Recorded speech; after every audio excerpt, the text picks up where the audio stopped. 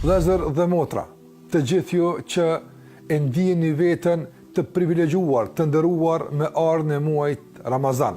Quajeni muajin e Ramazanit, quajeni muaj i Kur'anit, quajeni si të doni.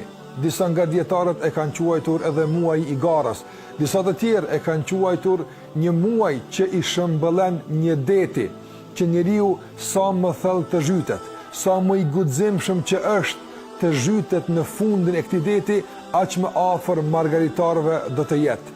A jemi pjesëtar të kësaj gare, apo jemi nga zhytësit, nuk është shumë rëndësi. E rëndësishme është që të marrim çmimin e lartë të këtij muaji. E rëndësishme është që të përfitojmë nga ardhja e këtij muaji. E rëndësishme është që të dalim fitimtar nga ky muaj. Prandaj, ose të jemi pjesëmarrës në garë dhe të kemi parasysh rregullat e kësaj gare, ose të jemi nga zhytësit dhe të kemi parasysh zhytjen se si të arrim deri tek qëllimi final që dalim fitimtar, apo si të arrim deri tek fundi i detit e të nxjerrim margaritarët e tij.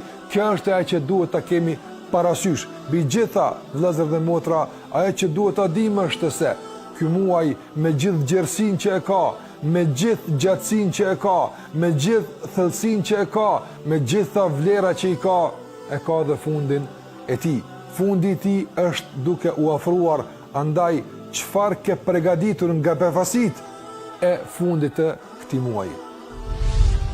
Përmendëm befasin, përmenda çfarë ke përgatitur ti nga befasit e tua për fundin e këtij muaji, nga se edhe ky muaj, vëllezër dhe motra, i ka befasit e tij në fundin e tij. Fundi i tij është shumë i rëndësishëm. I janë përmbledhur në të margaritar më të shtrenjtë. Gara merr kuptimin e saj tashmë ka fundi i saj. A i dini befasit e muajit Ramazan që i shpalos pikërisht në këtë fund dhe ditëshi i fundit. Gara që i dërguari sallallahu alaihi wasallam e shënonte, duke u vetmuar dhe izoluar tashmë tërësisht nga njerëzit, itikafi, nata e Kadrit, një natë më e vlefshme se sa 1000 muaj, mundësia për t'u falë, mundësia për t'u pajtuar me Allahun xhallahu ala, një zbritje më rëmendëse me lajkeve në tokë që nuk zbresin asnjëherë si në këtë natë, një pajtim mes qiellit dhe tokës, e shumë befasit të tjera që ky muaj i ka përgatit për garuesit, për pjesëmarrësit, për zhytësit në këtë muaj. Andaj, cila është befasia jote e radhës që do ta shpalosësh në fundin e kësaj gare? Pse mos tjetë befasia që ke përgatit për fundin e këtij muaji si shkëmbim me befasit që i ka përgatit Ramazani për ty?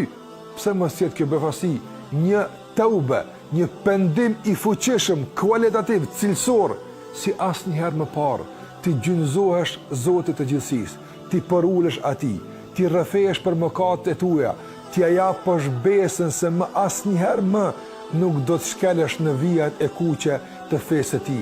Asnjëherë më nuk do të prekësh në vendet ku derdhet mbi to hidrimi i Allahut azza wa jall. Befasia e këndshme, dhurata dhuruar musafirit zakonisht bëhet në fund të ndenjës.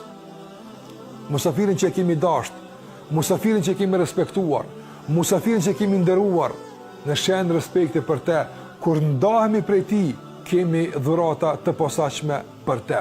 Andaj, vëllai i nderuar, motër e nderuar, cila është dhurata jote specifike, e posaçme që ke vendosur t'i adhurosh Zotit të gjithësisë?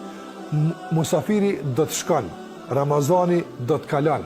Kemi agjeruar, por nuk paramendohet një Ramazan që të kalon e mos t'i merr me vete mëkatet tona, e mos të merr me vete dhuratën më të çmuar, më dashur që e don Zoti i gjithësisë. Ai është pendimi jon, përmirësimi i gjendjes tonë. Mos të bëhemi sikur që një njeri kishte pyetur një dietar dhe i kishte thënë se a bën të falemi pa abdes. Atëre hoxha klithi dhe tha, si të falesh pa abdes, është e pamundshme, nuk bën. Ai njeri i tha, po bën, se unë e kam provuar. Po, bën edhe me agjeru. Shkon Ramazani, njerëz kanë agjeruar dhe pa u falën mëkatet. Njerëz e kanë përcjell Ramazan dhe pa u përmirësuar. Por mos të bëhemi një nga ata që janë falur pa abdest, duke thënë se po bëj ke më falë, pa te nga se unë e kam provuar. Po, agjerohet Ramazani dhe shkon, mirë po, a është në rregull ta përcjellim Ramazanin, që të shkon Ramazani dhe nuk ka marrë prej neve tër mundin e madh që ne e japim në nështrim dhe përrujën dhe Allah xhallahu ala. Andaj vëllezër dhe motra, shpalosni dhuratat, përgatitni ato bukur, përgatitni mirë, le të jetë goditja e fuqishme, le të jetë respekti dhe nderi më i miri mundshëm që mund ta bëjmë në këtë 10 ditë të fundit. Le të bëhemi si ai garuesi që dëshiron të arrijë i parin cak, i cili energjinë e fundit, i cili pikën e fundit të fuqisë që e ka e derdh dhe e shpenzon dhe e jap në fund të garës së tij. Po, prej fillimit jemi munduar, prej fillimit jemi angazhuar, por le të mbetet 10 shi i fundit një angazhim specifik, special, qoftë në rrafshën e pendimit, qoftë në rrafshën e adhurimit, qoftë në rrafshën e agjerimit, qoftë në rrafshën e solidaritetit, bashkëpunimit mes veti e në të gjitha fushat e tjera. Prandaj, shpalosni dhuratat, përgatitni befasit për ditën e fundit, nga se edhe Ramazani i ka dhuratat e tij të përgatitura dhe befasit e tij që ju presin posa të futeni në këtë 10 ditë të bekuar. Nuk jeni të vetmuar në këtë 10 ditë të fundit, zbresin me lajke më të madhe, dyert e xhenetit janë të hapur, asnjëherë më të shoqëruar nuk keni qenë. Andaj, respektoni musafirët, respektoni ata që po zbresin nga qielli, që të përcjellin përsa afërmi garën që ne po e zhvillojmë për të arritur kënaqësinë e Allahut Azza wa Jall. Ta ndjejmë këtë shoqëri, ta ndjejmë këtë përcjellje, ta ndjejmë këtë nderim. Besoni, do të jap një shije tjetër muajit Ramazan.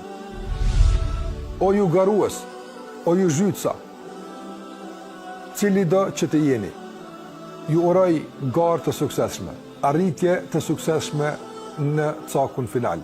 Ju uroj juve zhytsave, ju që zhyteni në detin e thellë të agjerimit dhe të muajit Ramazan, ju uroj që të zhyteni guximshëm dhe të nxjerrni margaritarët e çmuar të këtij muaji që Zoti xhallahu ala i ka fshehur në fundin e tij. Suksese dhe agjerim të planuar.